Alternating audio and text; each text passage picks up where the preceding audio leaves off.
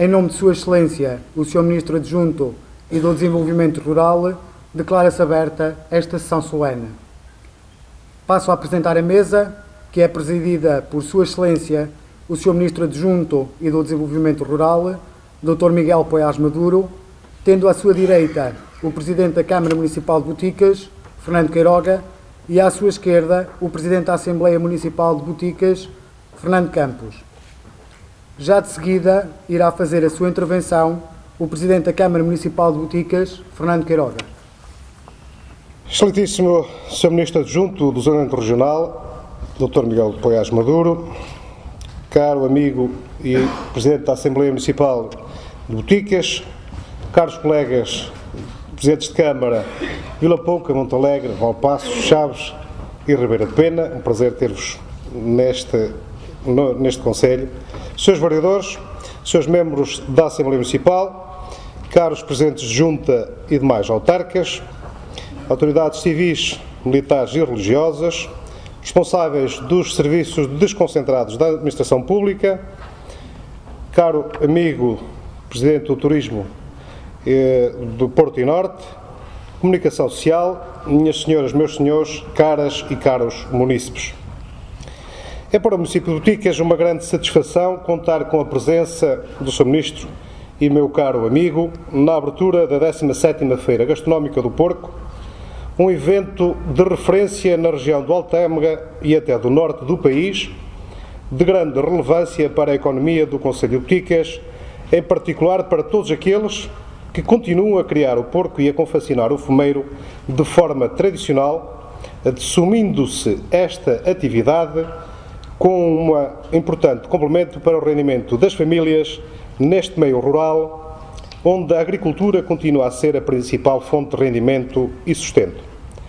A Feira do Porco é hoje, indiscutivelmente, o maior cartão de visita do nosso concelho e que dispensa grandes apresentações, tal o reconhecimento que já alcançou e que, para além da vertente económica e das oportunidades de negócio que proporciona, procura defender de uma forma intransigente os interesses do mundo rural barrosão, preservando, valorizando e divulgando os produtos da agricultura e da pecuária locais de genuína qualidade e dando a conhecer o que de melhor se faz e produz nestas terras do interior do país. O Concelho de Boticas tem potencialidades únicas e diferenciadoras que a população tem sabido aproveitar e transformar em oportunidades geradoras de mais-valias económicas e de bem-estar social para aumentar a sua qualidade de vida. Infelizmente, temos contra nós o handicap de sermos um concelho do interior do país, debatendo-nos contra todas as contrariedades que tal implica, traduzida na dificuldade que é fixar as populações nesta região, obrigando-nos a lutar contra a perda de população e o abandono das nossas aldeias. A vida nestas regiões do país não é fácil, Sr. Ministro, e só mulheres e homens rijos conseguem enfrentar as dificuldades do dia-a-dia e contribuir para a construção do futuro do nosso concelho sem nunca virarem a cara à luta e acreditando sempre na nossa terra. A Câmara de Boticas conhece bem as realidades do dia-a-dia da sua população e tem perfeita consciência das suas necessidades, estando sempre ao lado dos seus munícipes e procurando contribuir para atenuar um pouco as suas dificuldades. Por isso mesmo, a nossa grande prioridade é a gente da nossa terra e o garantir que tenham as condições e a qualidade de vida necessárias para continuar a ter orgulho no seu concelho. Mais do que fazer qualquer obra, estamos totalmente focados em contribuir para o bem-estar social do nosso concelho, definindo como áreas primordiais da nossa atuação a criação de emprego, o desenvolvimento turístico e o apoio social, não esquecendo que grande parte da nossa população são idosos que tanto trabalharam para construir o concelho que é hoje Boticas e a quem seremos eternamente gratos. Os municípios detêm um papel crucial de proximidade com as populações. É o poder local quem conhece a realidade do dia-a-dia das suas gentes e quem verdadeiramente faz aquilo de que as pessoas precisam. Posso dizer que, se não fosse o trabalho desenvolvido todos os dias pelos municípios, teríamos uma região completamente deserta, já que carecemos de medidas nacionais verdadeiramente eficazes que permitam travar a acentuada desertificação que o interior do país tem sofrido nas últimas décadas.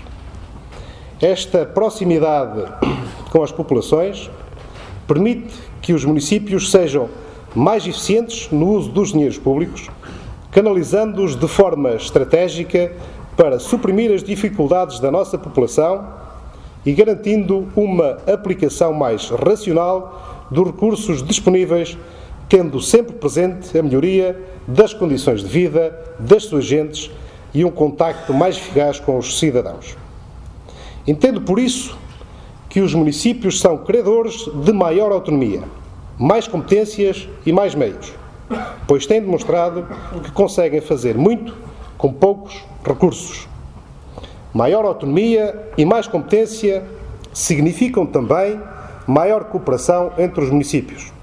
A este propósito, Sr. Ministro, permita-me que lhe refira o bom entendimento e a simbiose que existe entre os municípios do Altâmega, agora a Comunidade Intermunicipal do Altâmega, e que, como prova disso, se vê pela representação de todos os meus colegas, em que a união existente entre todos faz com que a região seja vista de uma forma global e una, sem que cada município perca a sua identidade ou a sua gênese. É exemplo, Sr. Ministro, de uma melhor administração do território, com consequências diretas na melhoria das condições de vida das populações. Significa estarmos ao lado dos munícipes quando eles mais precisam de nós. Significa aproveitar cada cêntimo em benefício das nossas gentes.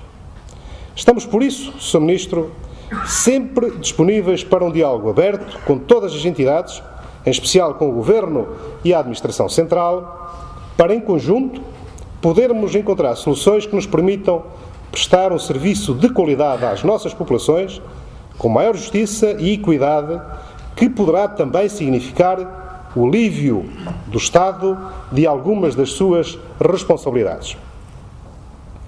Só não podemos aceitar que o facto de sermos uma região com população reduzida e que a nossa interioridade possa alguma vez servir de pretexto para afastarem a nossa população do acesso a serviços fundamentais e que nos sejam retirados os direitos de que as populações do litoral e das grandes cidades continuam a usufruir.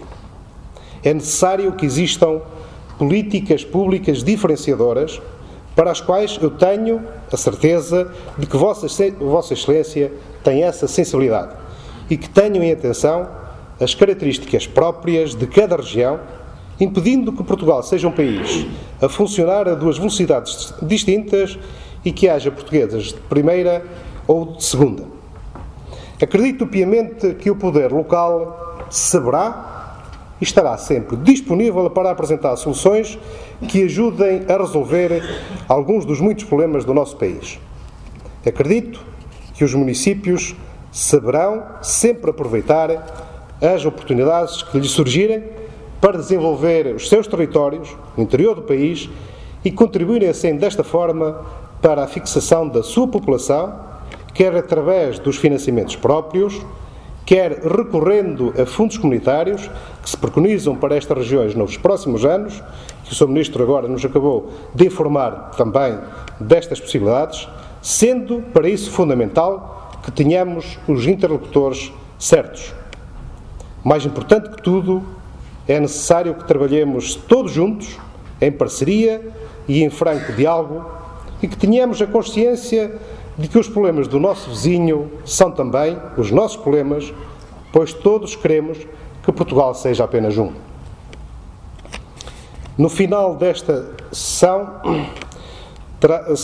solene, terá a Vossa Excelência a oportunidade de visitar a Feira Gastronómica do Porco, que é um bom exemplo do que se consegue fazer nestas regiões do país tantas vezes esquecidas. É fruto de um trabalho em parceria entre todos, e de um empenhamento coletivo na procura de atingir elevados padrões de qualidade. É fruto de um trabalho progressivo que permitiu dar a este evento uma dimensão cada vez maior, ano após ano. E é também um exemplo de que, com poucos recursos e despesas reduzidas, se pode fazer muito, se todos trabalharmos em conjunto, puxando para o mesmo lado e tendo objetivos comuns. Estou certo que não deixará a Vossa Excelência de apreciar tudo o que de Boticas tem de bom para oferecer. Termino agradecendo a todos os presentes e a Vossa Excelência a presença neste belo rincão transmontano que é o Concelho de Boticas. Muito obrigado a todos.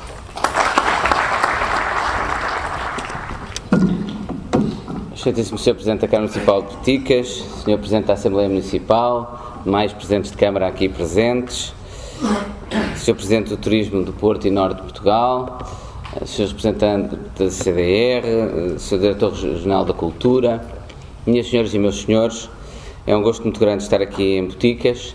Eu tinha previsto vir cá mais cedo, mas mais vale tarde que nunca. Por vezes o Governo chega um bocadinho atrasado, mas chega. E espero que chegue com boas notícias também, que é isso o mais importante.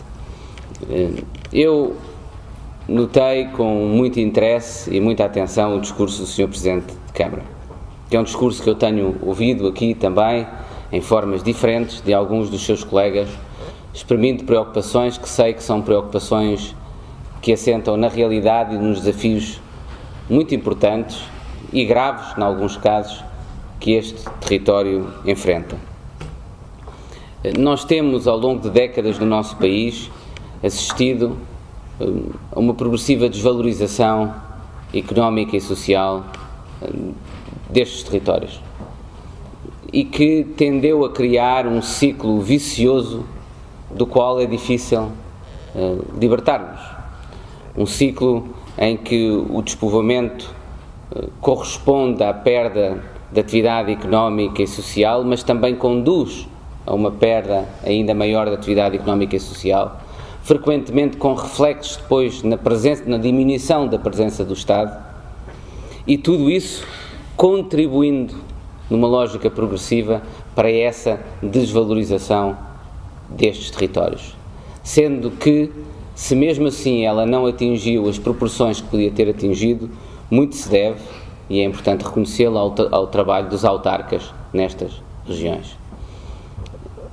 E aí é muito importante todos contribuirmos e o Governo Central também fazer a sua parte, no sentido de contribuir para inverter esse processo. Não é algo que aconteça da noite para o dia, não podemos sequer criar a ilusão de que vamos voltar a ter índices populacionais em certas parcelas do nosso território como tínhamos no passado, mas temos de ter, como eu tenho dito várias vezes, comunidades vivas, em que as várias gerações tenham condições de vida e oportunidades de trabalho, que sejam dinâmicas socialmente, com atividade económica, com emprego, com uma qualidade de vida que em muitas circunstâncias pode ser superior àquela que se tem noutras partes do nosso país.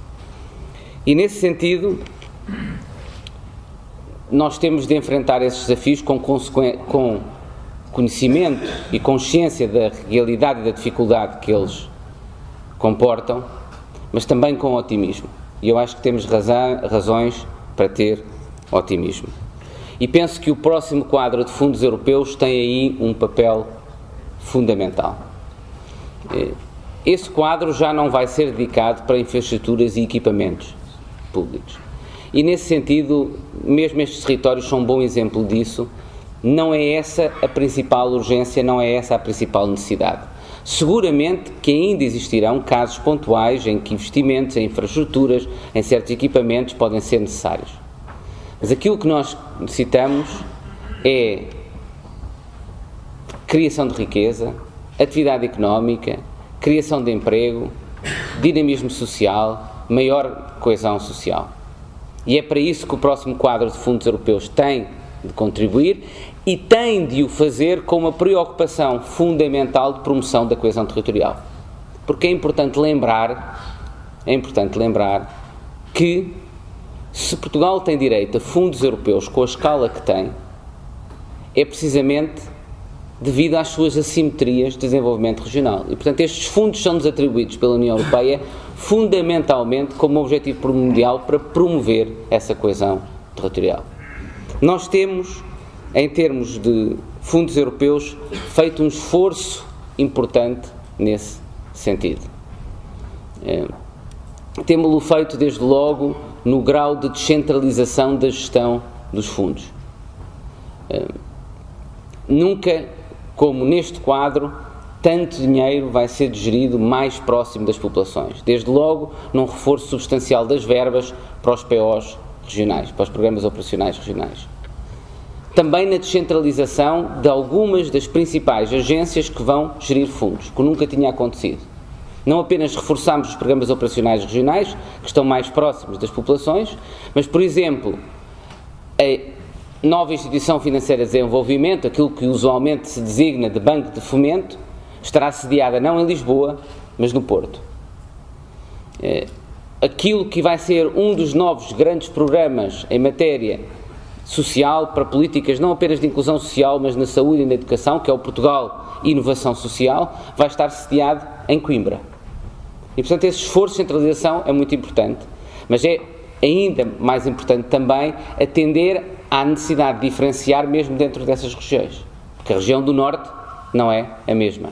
Eu frequentemente ouço apelos à necessidade de garantir que o Norte não é prejudicado em relação a regiões mais competitivas, mas eu costumo dizer, é igualmente importante, se não mais importante, garantir que dentro da região Norte essa diferenciação também é feita. E o Porto não está na mesma situação dos territórios do interior. E, portanto, as reivindicações que às vezes fazem do Porto face a Lisboa têm a mesma ou legitimidade acrescida quando são feitas pelos territórios do interior relativamente ao Porto. Nós temos, desde logo, quanto à relação entre as regiões desenvolvidas e as regiões de convergência, que vão ter 93% das verbas vão ser para as regiões de convergência, Centro, Alentejo, Norte e Açores. Essas 4 regiões vão ter 93% do total por cento das verbas, mas nós tomamos, pela primeira vez, uma regra clara que impede a transferência que por vezes ocorria de verbas que eram destinadas a estas regiões para as regiões mais desenvolvidas, como acontecia no passado, que as empresas colocavam uma sede apenas para esse efeito, uma sede formal numa região convergência, mas depois a atividade económica que estava a ser financiada era numa região desenvolvida, era em Lisboa. Ora, no Portugal 2020 há uma regra que diz que o financiamento ocorre atendendo a onde tem lugar a atividade económica da empresa, onde estão os beneficiários. E, portanto, isso vai impedir este tipo de manipulações das regras e evitar aquilo que normalmente se designava do chamado efeito de spillover, o abuso desse efeito de spillover. Mas também temos tido uma preocupação muito grande relativamente a essas diferenças que existem dentro das regiões, e, por exemplo, aqui na região do Norte.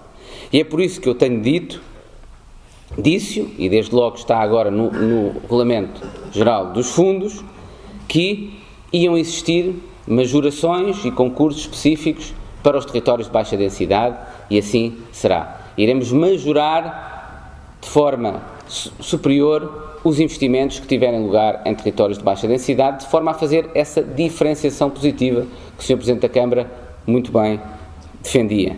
Porque essa diferenciação é apenas um reconhecimento da diferente realidade desses territórios. Mas isso devo dizer que é uma preocupação que temos agora vindo a adotar no Governo também noutras matérias.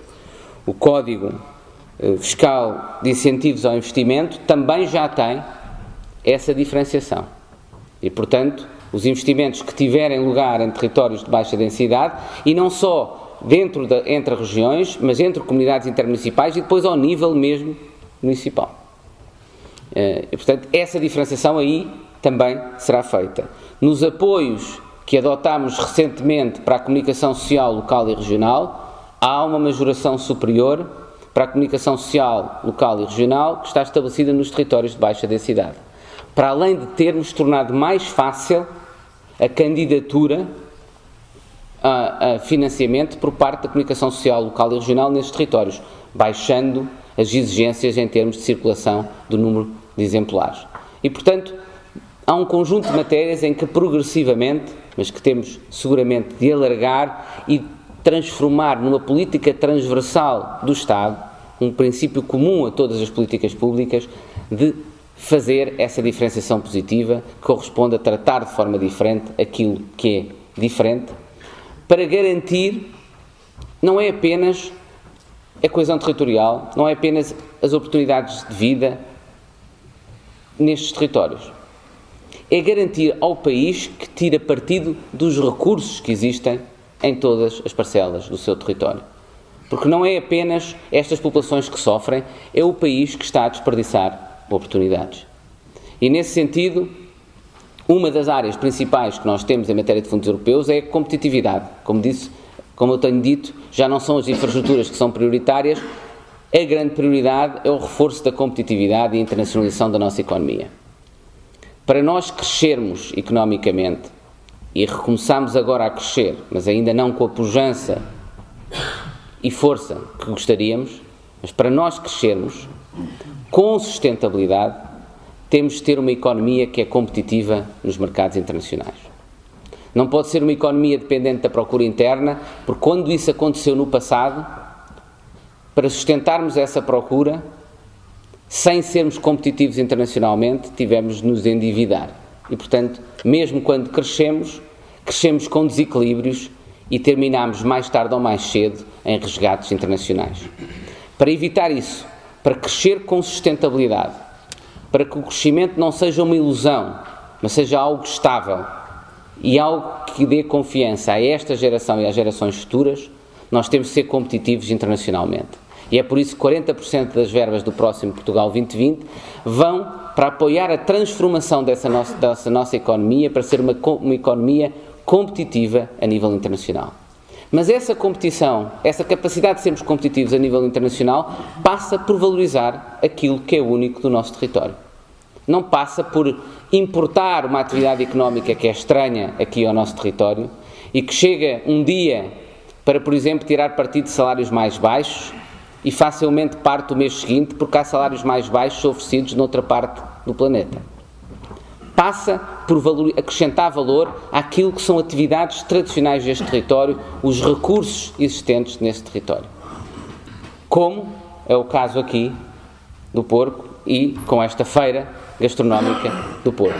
É precisamente este tipo de iniciativas que ajudam a acrescentar valor, a tirar pleno recurso daquilo que é uma atividade tradicional, mas que nós agora podemos procurar elevar a um patamar diferente e tornar também uma atividade com capacidade de ser uma alavanca de crescimento económico e também de exportações e, portanto, contribuir, partindo do local, para essa capacidade de Portugal ser competitivo no mundo global e para sermos vencedores nesse mundo global, só o conseguimos ser se formos e apostarmos naquilo que nos diferencia face aos outros, naquilo que é o nosso valor acrescentado face aos outros. Igualmente importante é, como o Sr. Presidente da Câmara mencionou, garantir proximidade face às populações e face aos territórios. Nem sempre isso tem sido conseguido no passado, é verdade. Nós procuramos, no entanto, e temos em conjunto, em particular com os autarcas aqui do Alto Tâmega, num domínio que é o domínio dos serviços públicos, das finanças, do registro de notariado, da segurança social, procuramos e penso que conseguimos dar um bom exemplo de como aquilo que era um desafio se pode converter numa oportunidade. Como sabem, nós tínhamos o risco até e a obrigação, num memorando de entendimento com a Troika, de vir encerrar repartições de finanças, 50% das repartições de finanças. Foi possível porque olhámos para o problema de forma diferente e porque o fizemos em cooperação e em diálogo com os autarcas, encontrar uma solução que não implica o encerramento das repartições de finanças, mas implica uma mudança no modelo de organização dos serviços de atendimento. Integrando esses diferentes serviços em lojas do cidadão, mas mantendo essas lojas do cidadão numa base de proximidade, numa base municipal e, portanto, não encerrando serviços. mudando-os, melhorando até o atendimento ao cidadão e resultando as poupanças não do seu encerramento, mas sim da sua reorganização, de uma forma que até é mais favorável para o cidadão, num modelo em que pode ir a um espaço comum encontrar todos os serviços públicos. Mas, para além disso, criando também uma rede complementar, não de substituição dos serviços tradicionais, mas adicional, suplementar, complementar os serviços tradicionais, uma rede complementar de espaços de cidadão que, ao nível da freguesia, ao nível da localidade, pode prestar aos cidadãos muitos dos serviços públicos desse tipo. E, portanto, esse modelo, que é um modelo que também contém a possibilidade de vir a ter um atendimento móvel, é um modelo inovador, mas que, se o conseguimos fazer, deve-se a esta cooperação com os autarcas. E, portanto, é um exemplo daquilo que conseguimos quando cooperamos, quando juntamos esforços, quando articulamos as potencialidades de intervenção da administração central com aquelas da administração local.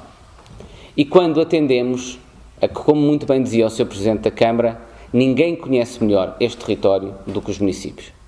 E é por isso que eu também concordo com aquilo que disse o Sr. Presidente da Câmara sobre a necessidade de termos mais competências atribuídas aos municípios, ou, noutros casos, às comunidades intermunicipais, e o Alto Tâmega é um exemplo de uma comunidade intermunicipal de sucesso, porque, mais uma vez, há cooperação, há articulação entre os diferentes municípios, que sabem que há matérias que têm de ser decididas a nível municipal, mas há outras matérias que ganham numa escala supramunicipal, através da cooperação entre os municípios, sem perda de identidade municipal.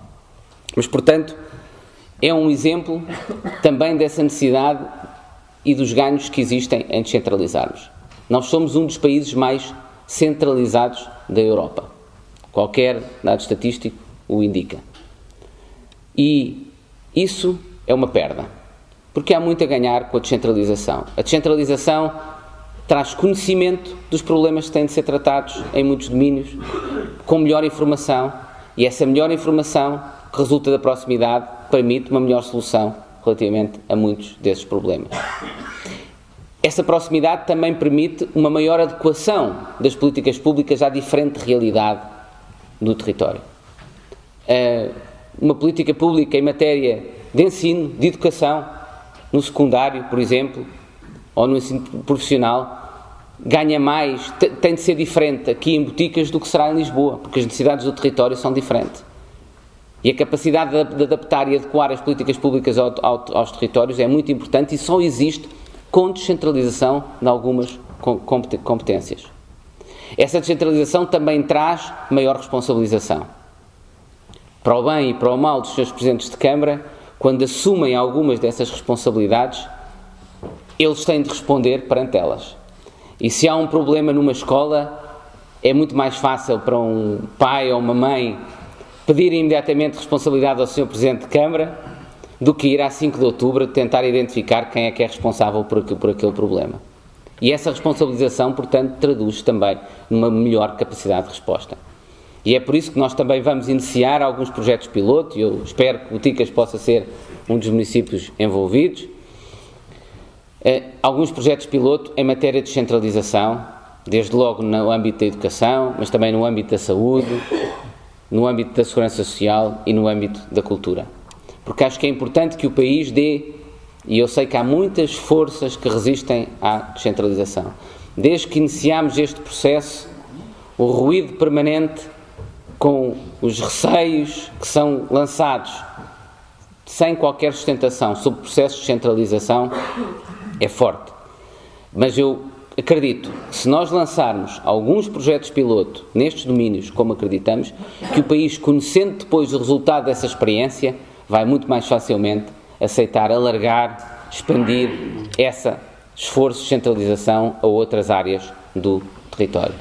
Porque eu acredito fortemente que essa descentralização se pode traduzir também em melhores qualidade de prestação de serviços públicos em muitos domínios. Naturalmente, sendo claro que onde o Estado descentraliza, transfere competências, tem de transferir os meios financeiros necessários para o exercício dessa competência. Eu acredito que os autarcas estão hoje preparados como nunca estiveram, para exercer novas competências, novas responsabilidades neste domínio. Que nós também temos os mecanismos adequados para monitorizar, avaliar, dar transparência às populações sobre estas novas políticas. É uma nova era para o poder local, mas é uma era que eu acredito se vai traduzir em ainda melhor qualidade de serviço para as populações. Porque o poder local exemplificou ao longo de muitos anos a capacidade que tem de oferecer qualidade de vida às populações. E nos últimos anos demonstrou também uma capacidade extraordinária de se adaptar às novas exigências orçamentais financeiras, tendo tido um processo de reequilíbrio financeiro que eu diria faz inveja à administração central. Através do esforço dos autarcas, também seguramente através de medidas que este Governo adotou nessa matéria, as autarquias têm tido nos últimos anos excedentes orçamentais. Reduziram o seu endividamento em mais de 20%. Reduziram os pagamentos em atraso em mais de 60%. Nada é mais exemplificador da qualidade e do papel que o poder autárquico em Portugal pode oferecer ao país. É importante dizer-se isso e eu não queria deixar de o fazer aqui, correspondendo também, dessa forma, plenamente àquilo que é o apelo e a posição do Sr. Presidente da Câmara, que é a necessidade de reforçarmos e valorizarmos ainda mais o poder local. Estou certo que será assim em todo o país, estou certo que será aqui em Boticas e que Boticas terá muito a ganhar com isso. Muito obrigado a todos.